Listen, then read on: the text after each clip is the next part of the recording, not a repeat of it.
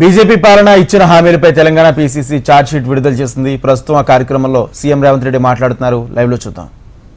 Commission అమలు చేయడమే కాకుండా రైతుల ఆదాయాన్ని రెండింతలు చేస్తామని చెప్పి నరేంద్ర మోడీ గారు మాట ఇవ్వడం జరిగింది. కానీ చివరికి అదానీ, అంబానీ, అమెజాన్ ఒత్తిడులకు కార్పొరేట్ కంపెనీలకు లొంగిపోయిన ఎన్డీఏ ప్రభుత్వం రైతు వ్యతిరేక 3 నల్ల చట్టాలను తీసుకొచ్చి శాశ్వతంగా రైతులను తమ భూముల్లోనే కార్పొరేట్ కంపెనీలకు బానిసలుగా కట్టబెట్టాలనే ప్రయత్నం చేస్తే లక్షలాది మంది రైతులు ఢిల్లీ సరిహద్దుల్లో 16 నెలలు వీరోచితంగా పోరాటం చేసి ప్రభుత్వం మెడలు వంచి ఆ చట్టాలు వెనక్కి తీసుకోవడమే కాదు, యావత్ రైతాంగానికి నరేంద్ర మోడీ గారు పార్లమెంట్ సాక్షిగా క్షమాపణ చెప్పాల్సిన పరిస్థితులు వచ్చినాయి. అదేవిధంగా నరేంద్ర మోడీ గారు స్విస్ బ్యాంకులో లక్షలాది కోట్ల రూపాయల నల్లధనం ఉంది. ప్రధానమంత్రి బాధ్యత చేపట్టిన 100 రోజుల్లోనే స్విస్ బ్యాంకులో ఉన్న నల్లధనాన్ని మొత్తం తీసుకొచ్చి జన్ ధన్ ఖాతాలో ప్రతి పేదవాడికి 15 లక్షల రూపాయలు ఖాతాలో వేస్తా అన్నాడు. 10 సంవత్సరాలు అయిపోయింది, 10 పైసలు కూడా ఈరోజు వరకు ఎవరి ఖాతాలో వేయలేదు.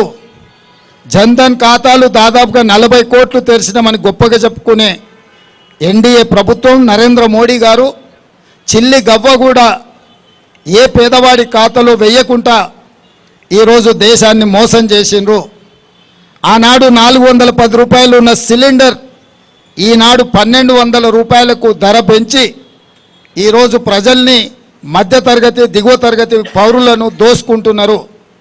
ఆనాడు 55 రూపాయలు డీజిల్, 55 రూపాయలు పెట్రోల్ ఉన్నది, ఈరోజు 110 రూపాయలకు పెరిగింది. ఆ రోజు 50 రూపాయలు ఉన్న డీజిల్ ఈరోజు దాదాపుగా 100 రూపాయలకు పెరిగింది.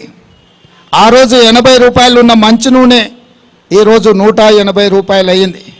కందిపప్పు కూడా 180 రూపాయలు అయ్యింది. సామాన్యుడు బ్రతకలేని విధంగా నిత్యావసర వస్తువుల ధరలను విపరీతంగా పెంచిండ్రు.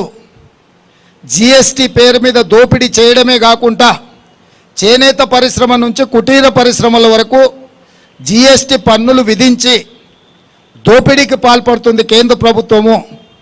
భక్తులము అని చెప్పుకునే భారతీయ జనతా పార్టీ చివరకు అగరబత్తీలను కూడా వదలేదు జిఎస్టీల నుంచి. వాళ్ళు నమ్మే దేవుడికి కనీసము అగరబత్తీలు పెట్టడాన్ని కూడా జిఎస్టీ నుంచి మినహాయింపు ఇవ్వలేదు.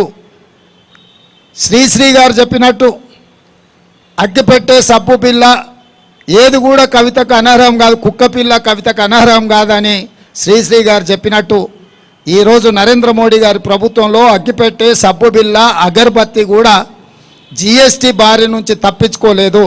చివరికి చిన్నపిల్లలు చదువుకునే రాసుకునే పెన్సిల్, రబ్బర్ మీద కూడా జిఎస్టీ పన్ను విధించి పేదలు చదువుకోని పరిస్థితులు ఈరోజు నరేంద్ర మోడీ గారి పరిపాలనలో కల్పించిండ్రు. ఇట్లా చెప్పుకుంటూ వెళ్తే ఈ ప్రభుత్వం యొక్క దోపిడీని ఎన్ని రోజులైనా చెప్పొచ్చు. ఇదే కాకుండా ఇంకొక ముఖ్యమైన అంశం నేను గుర్తు చేయదలుచుకున్నా.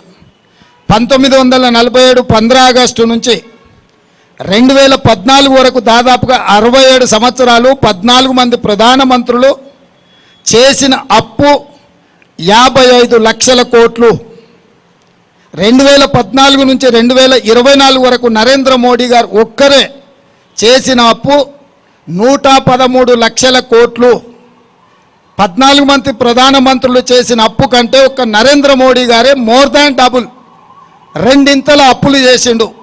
ఈరోజు దేశం మీద ఉన్న అప్పుల భారము 168 లక్షల కోట్లు. 168 లక్షల కోట్లల్లో 55 లక్షల కోట్లు 14 మంది ప్రధానమంత్రులు అప్పు చేస్తే 67 సంవత్సరాలు నరేంద్ర మోడీ గారి డబుల్ ఇంజన్ సర్కార్ ఎంత వేగంగా పరిగెత్తుతుందంటే 10 సంవత్సరాలల్లో 113 లక్షల కోట్ల రూపాయల అప్పు తీసుకొచ్చి ఈరోజు అప్పుల ఊపిలో ఈ నయా భారతాన్ని మొత్తము తాకట్టు పెట్టినరు. ఇట్లా ప్రతి రంగంలో పోర్టులు కావచ్చు, ఎయిర్పోర్టులు కావచ్చు, జాతీయ రహదారులు కావచ్చు, లేకపోతే పబ్లిక్ సెక్టర్ యూనిట్స్ నవరత్నాలు కావచ్చు, 60 లక్షల కోట్ల రూపాయల ఆస్తులు ఆనాడు కాంగ్రెస్ పార్టీ సృష్టిస్తే వీటన్నిటిని కూడా కార్పొరేట్ కంపెనీలకు 6 లక్షల కోట్లకు తెగనమ్మేసిండు.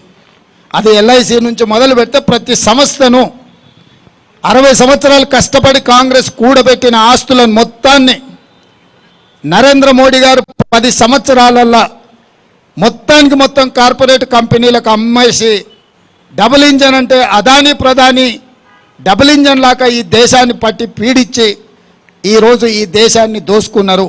ఇవన్నీ ఛార్జెస్ ఈరోజు భారతీయ జనతా పార్టీ మీద నరేంద్ర మోడీ గారి మీద సూటిగా కాంగ్రెస్ పార్టీ ఆరోపణ చేస్తుంది. ఇక రిజర్వేషన్ల విషయానికి వస్తే రాజ్యాంగంలోనే పొందుపరిచి కాంగ్రెస్ పార్టీ డాక్టర్ బాబాసాహెబ్ అంబేద్కర్ గారు ఆలోచన చేసి విద్యా ఉద్యోగ అవకాశాలతో పాటు రాజకీయ రిజర్వేషన్లు ఎస్సీ ఎస్టీలకు రాజ్యాంగబద్ధంగా హక్కు కింద కల్పించారు. ఆ తర్వాత మండల్ కమిషన్ ద్వారా ఓబీసీలకు కూడా రిజర్వేషన్లు ఇవ్వాలి, 52% జనాభా ఉన్నారు, ఓబీసీలకు రిజర్వేషన్లు ఇవ్వాలని మండల్ కమిషన్ రికమెండేషన్ను ఆనాడు పరిగణలోకి తీసుకుంటే సుప్రీంకోర్టు చివరికి అన్ని రిజర్వేషన్లు కలిపి వర్టికల్గా 50% దాటకుండా ఓబీసీలకు కూడా రిజర్వేషన్లు ఇవ్వండి అని చెప్పి ఆనాడు 27% వరకు ఓబీసీలకు రిజర్వేషన్లు ఇవ్వచ్చని 9 మంది జడ్జులు కలిసి సుప్రీంకోర్టు తీర్పిచ్చింది. ఇవాళ ఎస్సీ ఎస్టీ రిజర్వేషన్లకు రాజ్యాంగబద్ధంగా రక్షణ ఉంది. ఓబీసీ రిజర్వేషన్లు కూడా 27% ఇవ్వడానికి కోర్టు అనుమతి ఉంది. ఇక్కడే భారతీయ జనతా పార్టీ కుట్ర చేస్తుంది. ఎస్సీ ఎస్టీలు ఓబీసీలు దేశంలో ఉన్న వాళ్ళు అప్రమత్తంగా ఉండాలి. ఆర్ఎస్ఎస్ యొక్క భావజాలము, బీజేపీ యొక్క విధానము ఈ దేశంలో ఉన్న రిజర్వేషన్లను రద్దు చేయడమే. భారతీయ జనతా పార్టీ ఆర్ఎస్ఎస్ యొక్క ఎజెండాను గతంలో అమలు చేసింది. 3 తలాక్ కావచ్చు, 370 ఆర్టికల్ కావచ్చు, నోట్ల రద్దు కావచ్చు, యూనిఫామ్ సివిల్ కోడ్ కావచ్చు, సిటిజన్ అమెండ్మెంట్ యాక్ట్ కావచ్చు, వీటన్నిటిని ఆర్ఎస్ఎస్ యొక్క ఆలోచనను విధానాన్ని భారతీయ జనతా పార్టీ ఒక లోక్సభ రాజ్యసభలో అన్ని రకాల ఒత్తిడులు తీసుకొచ్చి ప్రతిపక్షాలను లొంగం తీసుకొని వాటన్నిటిని కూడా రద్దు చేసుకుంటూ పోయినరు. ఇది గత చరిత్ర మన కళ్ళ ముందు సజీవ సాక్షిగా నిలబడ్డది. 370 రద్దు కావచ్చు, నోట్ల రద్దు కావచ్చు, జిఎస్టీ విధానం కావచ్చు, కామన్ సివిల్ కోడ్ కావచ్చు, యూనిఫామ్ సివిల్ కోడ్ కావచ్చు, సిటిజన్ అమెండ్మెంట్ యాక్ట్ కావచ్చు, ఇట్లాంటివన్నిటిని కూడా ప్రతిపక్షాలు అభ్యంతర పెడుతున్నా